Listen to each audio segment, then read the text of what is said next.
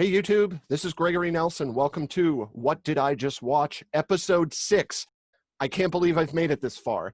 This is a YouTube series where I show my favorite wrestling matches to my favorite people who are specifically non-wrestling fans, but Tyler today might be an exception. We'll be covering matches that go to the absolute limit, see how they create drama, tell a story, and keep those viewers wanting more. Before we get into today's interview, please take a moment to like this video, subscribe, and if you really want to show your dedication, you'll click the bell icon so you never miss an episode. My guest today is Tyler Potvin. Tyler is a good friend of mine. We went to college together, we acted on stage together, and on occasion, Tyler would come over for wrestling. I'm going to give Tyler 60 seconds to cut a little promo about himself, tell you about himself. Tyler, the floor is yours.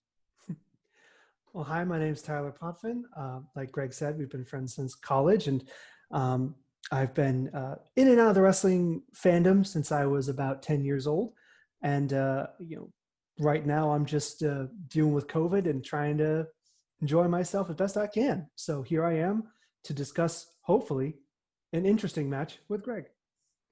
I'm excited to have Tyler on the show today because he always has interesting things to say about everything. And today I decided to show him something interesting. Today we will be watching the Firefly Funhouse Match from Wrestlemania 36 between John Cena and Bray Wyatt. Tyler, I've given you a few clips to watch before, viewing this match. Let's go in order. Let's talk about what I showed you so far.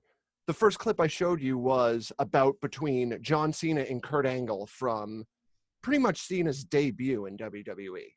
Yeah. I watched that and I was taken back to the youth of 2002. But I remembered seeing that debut and I remember thinking like, oh man, Kurt Angle, he was always that sort of like muscly looking dude, but he was like really short. He was like, I'm a wrestler. And then they bring out like a bodybuilder with like a fade cut who had, one mode, it seemed, was rage. Not just rage, Tyler. Ruthless aggression. Yeah. Ruthless aggression. And I just remember thinking because Kurt Angle is actually a wrestler, and that was one of the best things about his matches was that he would incorporate that a little bit, and he just gets tossed around like a beanbag, and it's like everyone's like, oh my god, this guy's the new thing. It was an interesting turn, but of course around that time I was fading out of wrestling, so I didn't follow it too much, but it did take me back to when I first saw that. Sure. And since then, you pretty much know where John Cena's career went. He became a rapper for half of his career. He became Hollywood famous. He became Mr. You Can't See Me. He became pretty much the face of the company over the years. And what Bray Wyatt winds up showing you in this match that we're going to watch is John Cena's failures. Speaking of Bray Wyatt, the next clip I sent you was the introduction of Bray Wyatt. He's very anti-authority. He's very anti-system.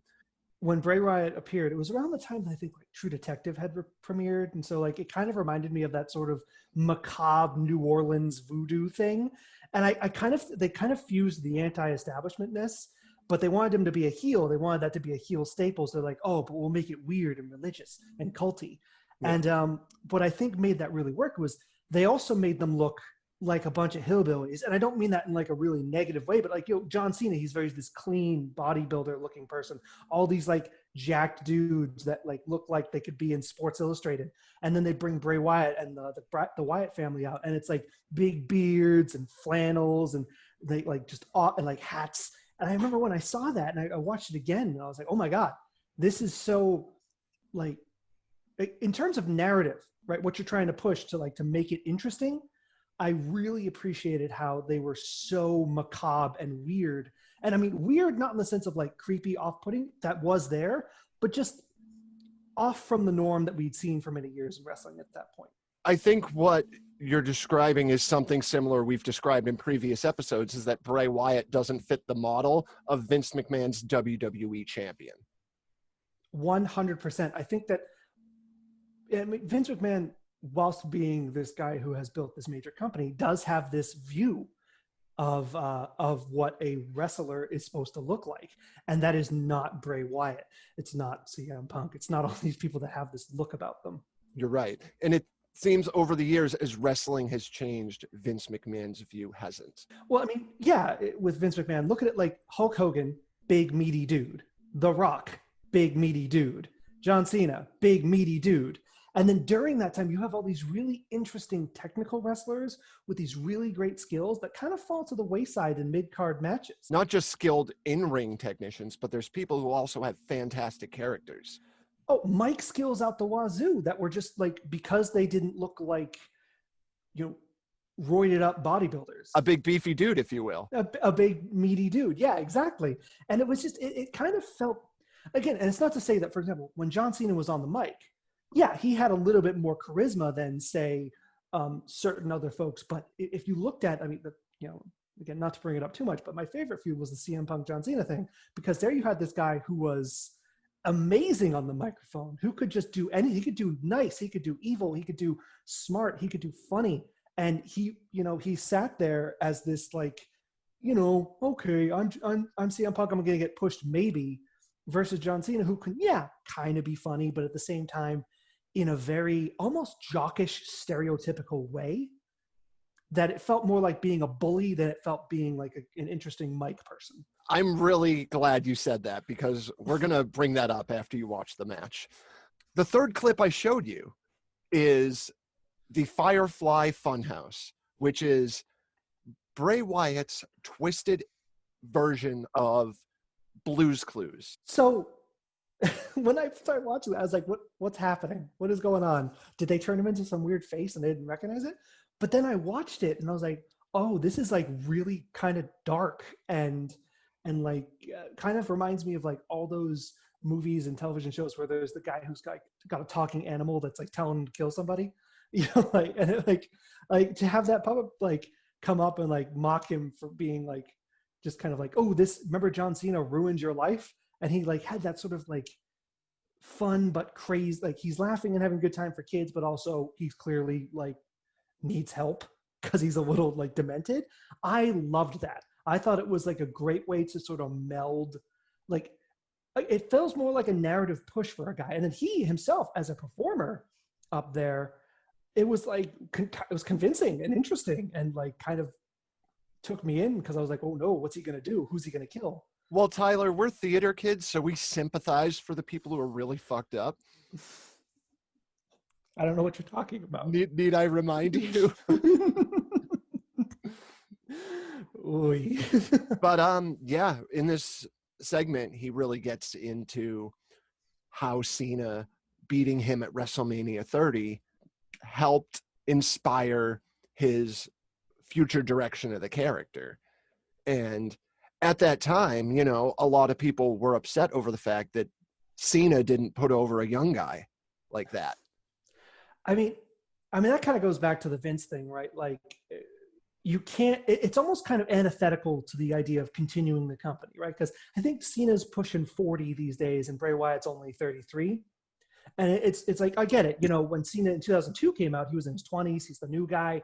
He becomes this big thing and he almost drives the company for a decade plus. But now there's a situation, you can't keep doing that. You have to realize that eventually, especially in a sport like wrestling, where it's like football. People like, if you're 35, you're old. Tom Brady, retire already.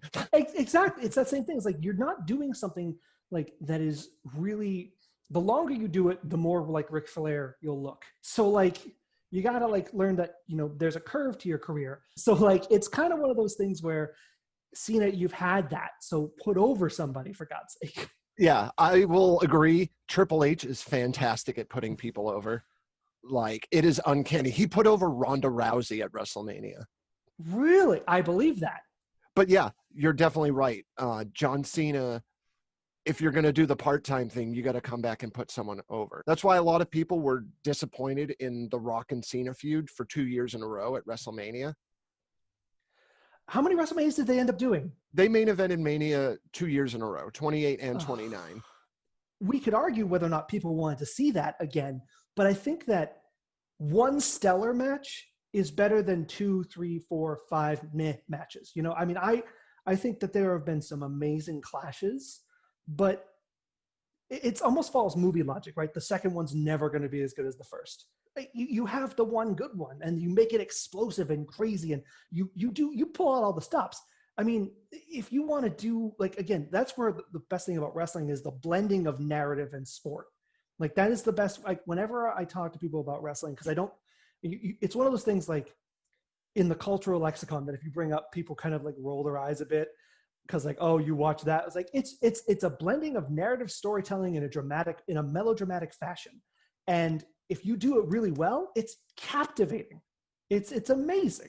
That's what I'm trying to, introduce to people by doing this show, is that it's not all batshit crazy. Well, I mean, didn't you do Mankind versus Undertaker Hell in a Cell? The one with, like, that's just because Mick Foley's out of his mind and he just wants to do crazy crap. But at the same time, it gets ratings. So. Awesome.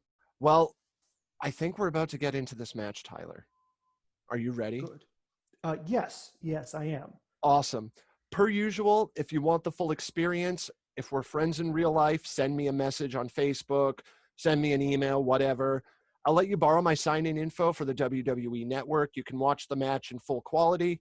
Tyler and I will be back in a little bit to hear his thoughts.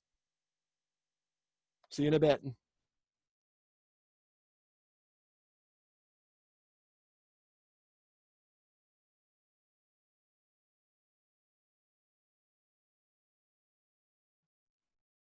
And we are back. Tyler, opening thoughts on what I've decided to show you today.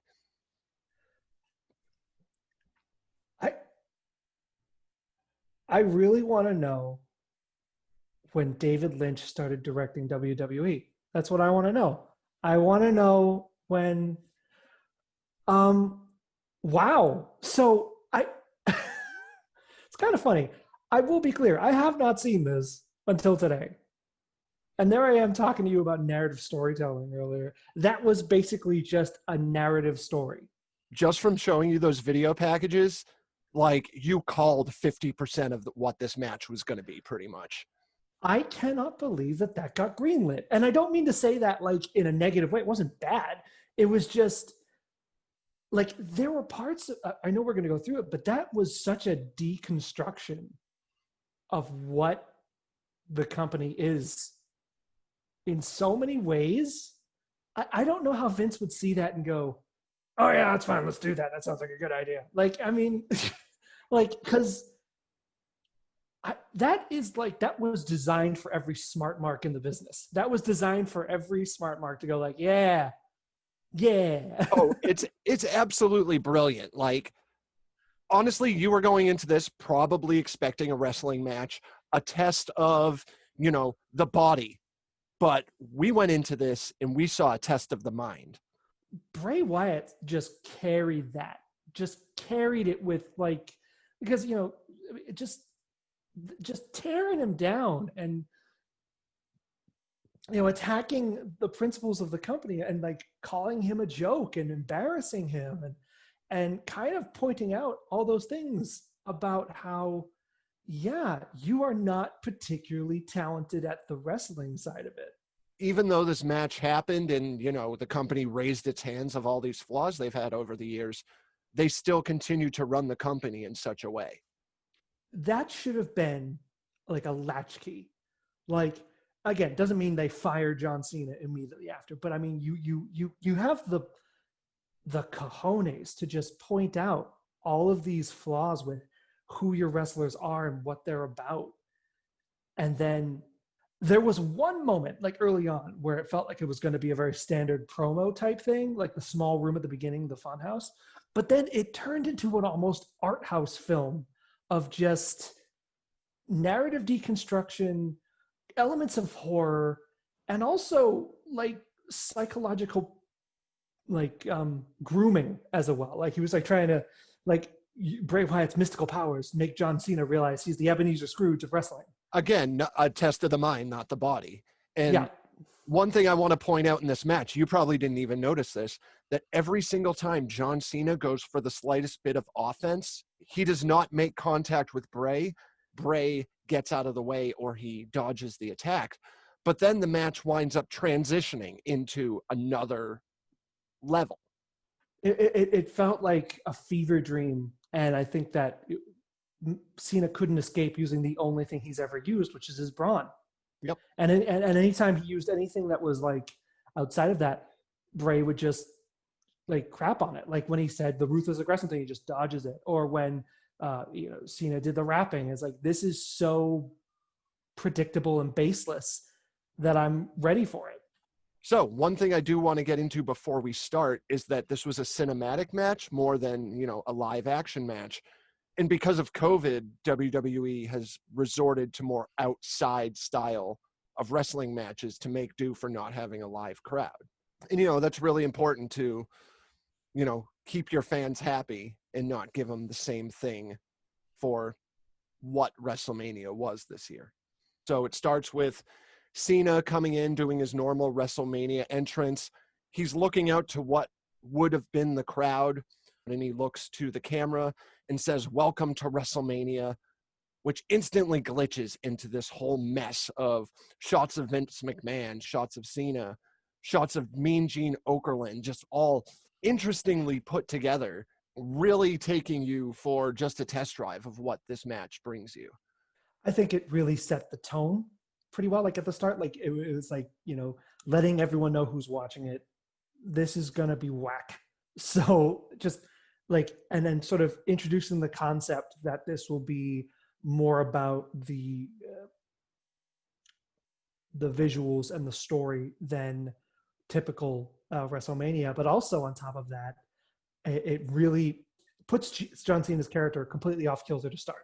Because there he is about to go into his normal thing. And then all of a sudden he's almost aware of the fact that it's glitching out. After all this glitching, it brings us to the Firefly Funhouse. We see Bray Wyatt there, and he gets this message across that, John Cena, you're about to face your biggest opponent yet, yourself. So how would I put it? No one has been able to beat you. I will beat you with you. And I think that is really meta, and I really like that. I will beat you with you because Vince would beat you with you. So I will do what Vince does whenever a new big beefy guy comes along. He beats out the old one. I'll do that. I'll get ahead of that, and I'll do it with you. Bret Hart screwed Bret Hart. No, he didn't. You did. So, Tyler, as an English major, I wanted to get into, on the door, there is a sign that says, "Abandon all hope, ye who exit here." Is that, it's not Slaughterhouse 5. Oh my God. Remind me. It is from Dante's Divine Comedy. Oh, yeah, you're right. Dante's Inferno. Yep. Okay. Now I remember. Bray even says you will encounter gods, monsters, angels, and demons. You're going to hell. Bray goes through the door. They zoom in on the sign. They slip Cena into the shot, and then they zoom out. I really liked that.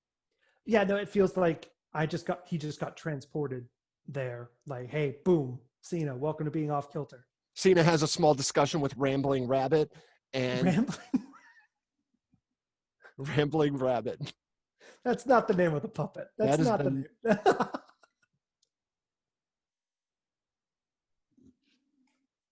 And here's the thing. I saw it as a very interesting Alice in Wonderland type reference where Cena arrives in Wonderland and is immediately greeted by a rabbit. The literary references, again, I knew that door was a reference, but I couldn't remember what it was. But you're right about the Alice in Wonderland connection. Going through a door, seeing a rabbit, being off kilter. I thought you were like, Kyle, let's talk about a wrestling match. And I'm like, here we go. We're going to have slamming and rope throwing and hip tosses and slobber knockers and all that. So my goal 100% on this show is to really wow the person I have on the show. And I think I accomplished that today. Goal accomplished. Tyler, would you like to talk about what happens when Cena goes through the door? The fact that he's just in a dark room, like with that off shot of him kind of like, that's what it made me think of, like, wow, did they just start filming a horror movie and didn't tell anybody? But not one of those not too good WWE horror films, an actual horror film. Like this segment was incredibly well done. whoever took the reins on this, I'd love to know who it was, because they really decided to give us a unique thing. And when him being in this, it basically goes to the door and he's in a void. And in that void is where he encounters this scenario and this match with Bray Wyatt. It really, because, I mean, one of those things about Bray Wyatt's character was he was always like, wow, this guy is a cult leader with all these special powers. And what did it really amount to? Creepy promos, and he went upside down when he was in a match. But when you can actually physically have it be something that is this psychological and thrilling, it turns the character person dissonance way down. Like, this is a character, this is a person that has these powers, that is this person that can just deconstruct you with, how would I put it? The wizard versus the fighter. The wizard who has all these crazy powers and do all this magic versus the guy who can hit things really hard.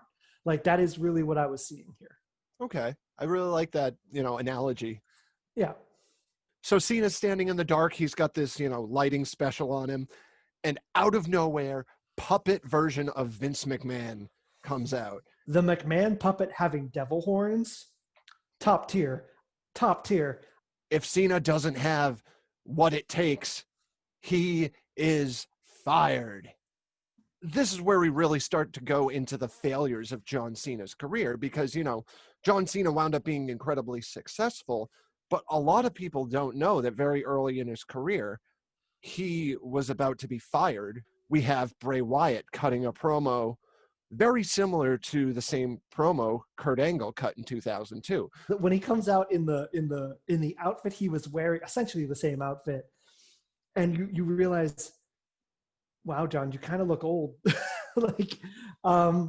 There was that element, but also he just looks so wrong, because that outfit is so generic. It is so jobber generic. It was so jobber generic at the time, too, because Cena was going out and getting these shorts made based off the home team colors of whatever town they were in. Oh, my God. And it just didn't work for whatever character he was trying to be at the time. Right, because it kind of paints this image like really easily, like when John Cena comes out in those shorts and he says ruthless aggression. What are they trying to do? Brock Lesnar 2.0 is like really what it felt like. And the fact, and then Bray Wyatt completely mocks it when he dodges the hit. Bray Wyatt says, I can't believe anyone thought this would work. As in, not just a commentary on what a lame character you're trying to build up with all the personality of a popsicle stick. For him to say, I can't believe anyone looked at you and thought this is going to work for the company. Another line he delivered was him singing the words, "You can look, but you can't touch," which are the lyrics to Nikki Bella's theme song, thus pointing out another failure in his life, being his inability to commit to another human being. That's deep. That's a cut. Like, that's interesting, because, one of the things we talk about when it comes to wrestling is the idea that it's, it's another universe. Like, is it called kayfabe? I don't know how to pronounce it. The word is pronounced kayfabe. And that's what kind of makes it work, because it's melodrama, it's circus, it's it's a theatrical performance. But to pull in something like that, I love when they do stuff like that. It's why I loved CM Punk's 2011 stuff so much, because it was just that. It was pulling in like the real stuff and using it to really stick the narrative home to people. And so if you knew that Nikki Bella and John Cena had that trouble in real life, that's like a slash. I love that. One more line Bray delivers at the end of this that really sticks is this really what you want to do with your life? And it cuts to all these quick clips of John Cena as a child. Like, there's a cut of the cardboard belt John Cena made when he was a kid that was in his documentary. And there's all these awesome little subtle things that winds up bringing us to the next beat of this match. And when it comes to the next beat of this match, it cuts to the opening intro to Saturday Night's Main Event from the late 80s, early 90s. And then we start the true criticism of the WWE as it is right now. Johnny Large Meat. John, I'm going to bring out this I literally went to Venice Beach where the guys are bodybuilding, and I grabbed the dude and I threw him onto the stage. And there was Bray Wyatt playing the really like charismatic dude, building up, oh man, you're going to get ready, build. And then he just comes out doing the muscle work. And you realize that he's basically critiquing, like, look at these pythons, look at this muscle. Like, that's what being a stud is all about. Yeah, it's so harmful, isn't it? Like again, I am not here to police people's bodies. That's not my job. But there's John Cena, who has, again, always been kind of ripped. There's no denying that. John Cena is this big pack of muscles, and does that a good wrestler make has sort of become part of the wrestling fandom zeitgeist of, no, it really isn't. It really doesn't. We don't care that you're in good shape. We want to see good wrestling. We want to see good stuff. And I mean, good wrestling means moves and excitement and energy and charisma. I think we can both agree that John Cena does have some of those aspects. He can put on brilliant wrestling matches with the right people. He can bring out that charisma. He can cut a promo, but as a total package, over the years, that's something fans got sick and tired of seeing. In the match, what Bray is doing there, yeah, he's trying to, the narrative is, I'm going to deconstruct John Cena and make him feel bad. But that sort of subtle, again, I've never used the word subtle in relation to wrestling in my entire life, because it is, in fact, it spells subtle with a capital B, so like the fact that he comes out and he's able to put that underlayer of, isn't this ridiculous? Isn't this absurd? Cena is furiously lifting these weights. It's obviously sped up to an 80s montage style of music, but eventually he breaks and drops the weights. And at that same time, he's broken out of this character and realizes where he actually is. He's still in this match with Bray Wyatt. He tries taking swings at him, but because of all those furious weight lifts, he can't. Do you see the indictment, though, there that I really love? Is that when you do this to your performers at a very young age, they will break down. At a constant rate. So when you see them like working out this hard and encouraging this, they break down, because then you have a company where they're turning their head away from steroid usage, or these wrestlers are just trying so hard to keep up with this image, their bodies break down. I think a good example of that is Eddie Guerrero. Oh my God. Yeah. Eddie Guerrero was a small guy, but wound up getting into some, something that made him double in size over the years, to the point where Vince McMahon noticed him and made him the WWE champion. I'm sure there were other layers around him becoming the champion. He was absolutely charismatic. He was fantastic in the ring. But, Vince didn't bat an eye at him until he got ripped. And that's the shame thing, because that Guerrero always had that talent in the ring.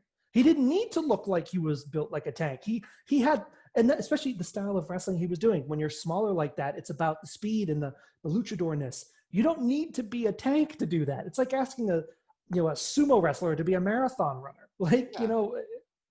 So Bray Wyatt winds up closing this whole segment with the phrase, "What you gonna do when egomania runs wild on you?" Which is, first of all, a parody on a Hulk Hogan catchphrase. And second of all, literally shoving Cena's ego down his own throat. Especially when he's in that vulnerable moment of, I can't hit you. It's just sort of like, I'm going to take this opportunity to point that out. Like, this, look what happens to you. Cena swinging does transition Bray into taking Cena and just throwing him off camera into our next scene. We get introduced to John Cena's Doctor of Thugonomics gimmick. An interesting thing about this gimmick, right around the time he was about to be fired, he was discovered on a tour bus by Stephanie McMahon as he was doing a rap battle with somebody else on the bus. And that's what turned his entire career around. it wasn't even that he was that good, because remember his cadence was very like da da da da da da da da da da da da da da, and it was like, but it was just that persona, and that sort of, he used his own natural confidence to really drive it. He's alone in the space with nothing but the SmackDown fist in the background. It's a shame when they got rid of that. It was. Cena gets in the ring and starts cutting a promo on Bray Wyatt, but it's his typical thugonomics. You berate people with gay jokes like it's 2002. It very much is a dated thing. You know, like, I mean, if you think about when you were in high school, what was like the number one thing to call somebody? You know, you're gay. And like, now we realize, like, besides being kind of dumb, it's really kind of offensive and outdated. And you kind of realize that basing a whole character, it may have worked in 2002, but it is just, it's dead. It is a dead meme in a lot of ways. Yeah, you can break people down in wrestling promos without attacking that part of them, you know, their sexuality or anything like that. And I think that this whole, like, Bray Wyatt putting a lens on that, like, even your character that really worked for a while wouldn't work now. Another reference Cena winds up making in this match is a reference to Husky Harris, which is not only Bray Wyatt's former character, but also it is a fat joke towards him. He's not only making gay jokes, he's also making fat jokes. It goes back to that lesson that Bray Wyatt was just trying to show John Cena about the bodybuilding thing. Bray Wyatt, when you look at him, yeah, does he look like, you know, he enjoys not salad? Sure. But he also is in shape. He's got very big arms. He can clearly do the wrestling thing. He can move. He's got the skills for it. But he just doesn't happen to look like he weighs exactly the amount of muscle that he has. And it's shameful to use that, because just because you're cut like you're made out of marble doesn't make you a better wrestler. Tyler, would you like to read the next quote I have in the Google Doc we're sharing? Because I think that quote is right on par with what you just said. It's what Bray Wyatt says is, you're a bully. You're a horrible person. You take the weaknesses of others and turn them into jokes. You do anything for fame, John. Congratulations, you're the man. It's kind of like triggering my CM Punk 2011 moment, really hardcore, where like he talked about it then, and Bray Wyatt's bringing it up now, hating the idea that you're the best and that you're the amazing thing. And you're so great because you do these things. I mean, so what? Like, oh, great. Your fame is built upon the fact that you treat people like crap. Who cares? Like, if that's what your fame is based off of, who cares? Not just the fact that he treats people like crap, but the fact that he's a baby face and treats people like crap. 100%. Like, that's unacceptable. No, 100%. No, seriously. Like, look at The Rock when he got really big as an asshole. Like, the character was a jerk, but it was so funny jerk. Yeah, like he was a funny jerk. What are you staring at me looking like a piece of Kung Pao chicken? I don't know why that was really funny to me at the time, but it was, and it worked. But when you're when you have this very strict dichotomy of heel and babyface, and you're supposed to be the good guy, but you're cutting people down like that, what lesson are you teaching those who are supposed to root for you? I think that's a good segue into the next beat of this match, which introduces us more to the Swamp Bray Wyatt character. Right when he came into WWE, they show clips of WrestleMania 30. Bray is staring down the crowd. The crowd is chanting the lyrics to "He's got the whole world in his hands." And he uses that to further point out the flaws in John Cena's character. Because for years, John Cena had the WWE universe. He had the whole world in his hand. And I feel like he squandered a lot of his potential. I think that there was not enough of showing John Cena lose and have to come back up. That's a perfect lesson there. The crowd is singing Bray Wyatt's song. The crowd wants Bray Wyatt to win. And who wins? Seriously. What the crowd wants usually helps drive ratings and success. If the crowd wants Cena to lose, Cena should lose. The crowd is so obvious, and your point is very well taken, that Cena has the world in his hands and he squanders it because they never use it in the right way. If the crowd wants him to be the champion, if the crowd wants that, they'll reflect it when, for example, if Bray Wyatt had beat him in WrestleMania 30, and then the whole storyline became about how, well, Cena has to like defeat this evil cult leader. Do a storyline with that. Imagine like he becomes the head of this heel becomes the head of the WWE universe, and he's turning the crowd and like, this whole thing into like a cult, and it's scary, and we need someone to save us. You know, like that's a perfect. Again, I'm not a story writer for WWE, but that's an example of something they could have gone with. And instead they went, no, Cena will prevail because, I don't know, he sells cups. Well, it's interesting because that winds up bringing us to the next part of this match where Bray delivers the line, "It's time to rewrite my own story." Later in this match, we get introduced to Bray Wyatt's Fiend character, and he can't emphasize enough how much John Cena helped create this inner creature. I think that element of just psychological damage and because Bray Wyatt's like I think the character was a benevolent in a way cult leader, like in any way that a cult leader can be benevolent, you know, like I want to save you, come to my side, and be kind of off. But now that's like a straight up, like that clown mask is just straight up evil. And I think I said it twice during the match. It's like, what happened to Jeff Hardy? My God. Tell me 14,000 people chanting John Cena's name in John Cena. Oh my God. Well, I got a mail call today. My roommate John just popped his head into the door and threw some mail at me. So we're going to see what it is. We're going to see what it is. We're live. Oh my goodness. You can take it back. Oh. It's the Rock Ultimate Edition figure from Mattel. Very funny. What the Rock is cooking! My roommate John, ladies and gentlemen. Oh my goodness. Let's continue. Sure.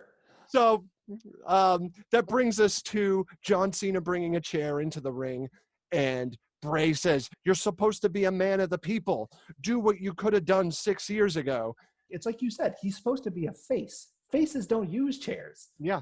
They don't do that. They don't hit people with stuff. They don't break the rules. So when Cena had the chair in WrestleMania 30 and he didn't use it, you know, Bray Wyatt was basically confronting him with the fact of, no, you're a piece of crap. You should use it because you're denying the facts here. Cena winds up, goes for a swing with the chair, and just completely misses. Bray is gone. This winds up bringing us to a nice little universe where Bray Wyatt exists as Eric Bischoff and John Cena exists as Hulk Hogan in WCW. I think what I loved about that point was almost like a commentary on the reusing of the same narrative, the reusing of the same John Cena thing. Like when Hulk Hogan showed up in WCW as a member of the NWO, it was just Hulk Hogan, except now he's bad. Like, you know, and I think that, first of all, that was a damn good Eric Bischoff impression. But I think the wonderful commentary there is that, you know, no matter where you go, like Hulk Hogan left WWE and he went to WCW, and this is our top tier guy now. Let's put him there because he's going to sell and he's great. And so sort of like showing that off in a fun way was really great. I think another great part about this NWO segment is that it wind up commenting on Cena's choice to not turn heel over the years. That's a good point, because it doesn't, when you refuse to change like that, you can't put over someone else. Again, not that it is one of my favorite storylines, so I will bring it up again. But when Punk came back, he was so over with the crowd, but John Cena was still the good guy. Why?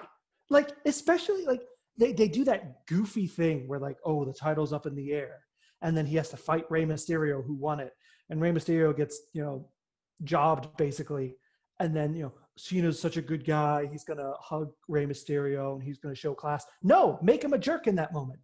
Tell me winning the WWE title from Rey Mysterio the same night he won it is not a heel move. There are models for character arcs that work in wrestling, and the fact that they've repeatedly refused I mean, I don't know if it's been a Cena personal decision or a company decision, but they've refused to ever go down that road. It's ridiculous. Cena winds up attacking Bray, getting him to the ground, and this is the first time he successfully lands offense on him. He's just laying punch after punch onto Bray. The camera winds up getting this undershot of Cena laying punches down, and then the camera pans out, and Cena's laying punches on Huskus the Pig. Huskus the Pig is straight up 100% a parody of Husky Harris and Bray Wyatt's own failures to perform in the past. When it turns into Huskus the Pig, Cena gets this realization for the first time in the match that this is not a fight. And that's when all these quick clips start coming in. There's like stuff of Cena. There's stuff of Bray Wyatt. There's, and I know you loved it, there's that quick flash of CM Punk blowing the kiss to Vince McMahon. And it all falls into place, especially since you brought up this CM Punk match earlier. And the Fiend winds up emerging behind him after all of this, delivering his finisher, Sister Abigail, followed by the Mandible Claw. And as the Fiend is on top of John Cena, Bray Wyatt counts the fall. Oh, so good. It was so good. It was like, it's so like I would compare it to any movie that's like a psycho sort of trip where, for example, the main protagonist realizes that they're the killer and they've been in a fugue state the whole time, and now they remember, you know, it's John Cena has that moment, those flashes that we saw where John Cena realizes, oh my God, I'm the bad guy here. Like it's like that moment of I am the problem, me. And he realizes he can't win. Cena is someone who, even after realizing that he could be the problem, is not going to do anything to fix it. Sure, but at least he loses the match. So, I mean, there's the immediate consequence of you lose. Yes. And if they do something with that, I don't know if they do, but if they did something with that, we would have ourselves the makings of maybe a final good arc for John Cena before he's there until he's 70. Sadly, John Cena hasn't been seen since this match, which I'm also okay with. Wow. Wait, this match was when? This match was earlier this year in April. So, I mean, so let me ask you a question. Cena wasn't on TV much before this. What do you think of a guy like him coming in and doing a match, taking a WrestleMania slot from someone else who could have had one? feels on brand. Feels on brand for the Cena thing, where like, you know, there's plenty of people, new talent that could really take the company for 10, 20 years. You know, what did they, do you remember what they did to Daniel Bryan? Of course I remember what they did to Daniel Bryan. He was like the man. He was amazing. And then like he got relegated to, I don't know, yes and beards. I don't know. I'm going to start crying as much as I love beards. Yeah, no, like there's a guy shows up, is like, holy crap, he's incredible. But no. Roman Reigns, that's who we need. You know, like, I mean, again, but it's so on brand for him to show up and be like, I'm going to take a WrestleMania slot. I'm going to be the center of attention. When I'm sure, I mean, I can't speak to many wrestlers right now because I don't know the full roster that's still there. But I'm certain if you gave me 20 minutes and a YouTube channel or a WWE Network subscription, I could probably find someone that could, or two people that could have had a great match. If it's just to give Bray Wyatt a push, hell yeah, I'm all for that. But if this is supposed to set up some sort of like redemption arc for you, we're kind of past that point unless you really want to commit to it. Tyler, you're going to be really upset about what's happened in Bray Wyatt's career since then. What happened? Bray Wyatt won the Universal Championship at SummerSlam this year in a piss-poor match and then lost the belt to Roman Reigns 1 week later. The final shot of this is Bray Wyatt standing over John Cena. And as it's slowly panning out, Cena just is deleted from the shot. And the screen fades to black. It brings us to this shot of Titus O'Neil just staring at the screen, confused as all hell, and says, I don't know what I just saw. And then the camera fades to black. That sold the whole bit at the end too. Like the fact that even the professional commentator host guy is like, like I think the deleting of Cena too, you know, it's almost, we need to delete him from wrestling. Like this is one of the problems. Let's just get rid of him. And not just him, like what he represents. Just delete it. I really, really think overall, as a production, it's great. As a lighting guy, I'm sure you saw some stuff beyond what I could speak to that was amazing. But for me, I really wish that this marked some sort of major turning point where, I don't know, Vince McMahon quits and Shane takes over. Like, because just that's my own backroom knowledge that apparently Yes. Shane knows what he's doing.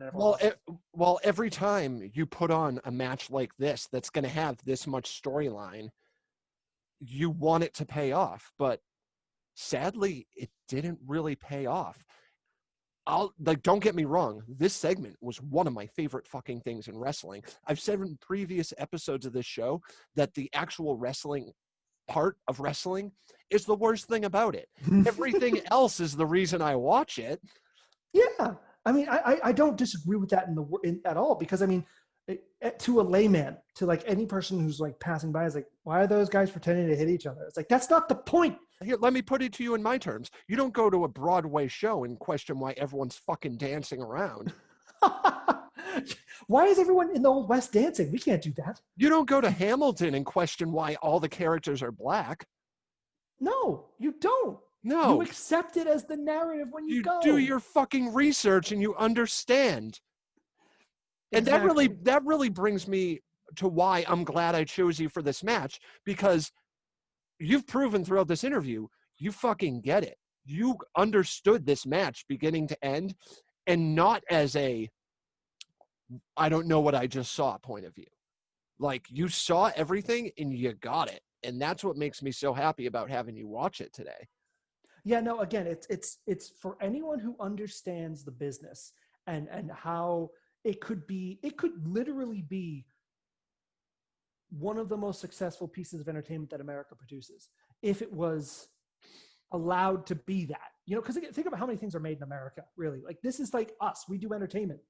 And I think that if you were allowed to be as creative as this, or even a fifth as creative as this, seriously, you would have a trillion, not a trillion, but like you would be rivaling Amazon in terms of popularity of money making. Yeah. You're hit it right on the head, Tyler. You just need good writers, good directors, good storylines. You're not wrong. Now, you've spoken at great length today. Anything else you want to get off your chest before we wrap this up? Well, thanks for having me. Honestly, this was really great. This was a great catch up. Yeah, I mean, I happen to, I think that there's a big space for actually having critical analysis of wrestling, or professional wrestling as it is now, because it's been written off too much in the culture. And I think that if you really are, what you're hitting right here on the sort of like the thing you're hitting that's really great is you're able to say, this isn't about, it's like you said, this isn't about questioning the efficacy of people pretending to hit each other. It's, why is this an interesting and engaging piece of entertainment? And that is something that needs to be analyzed to death. And I think what we saw today is the fact that WWE can really produce some awesome storyline material, but they might not necessarily pay off with in-ring talent. That is why I, as of late, am always vouching for people to watch NXT and AEW, because those two companies have changed with the times, while episodes like Raw and SmackDown continue to disappoint me week after week. Well, see, there you go. Like, you got to help people understand that so that we can push it in a way, you know? That's what I'm trying to do on this show. And I think that it just, you know, Vince McMahon has shown to be almost unbreakable, but someone's eventually going to take charge that will listen. Yeah. I think we're going to sign off with that point right there. That was great, Tyler. Don't forget to like this video, comment, subscribe. It all helps the YouTube algorithm, I swear. Check out my action figure videos. I just acquired AEW Unrivaled Series 2. They are not even supposed to be remotely on the market for a while. Thanks again to my friend Tyler for being on the show. I'm definitely going to have you back. Furthermore, I think I'm going to have you back and we're going to talk about the CM Punk John Cena match. Happy to be there for it. Finally, I don't want to be doing this forever. I want to get back to work as a lighting tech. I fucking miss my job. So stay safe, stay home. If you go out, wear a mask. Don't be a dick about it. And maybe just try supporting each other once in a while. Thanks for watching. Take care, everyone. Bye-bye. I know.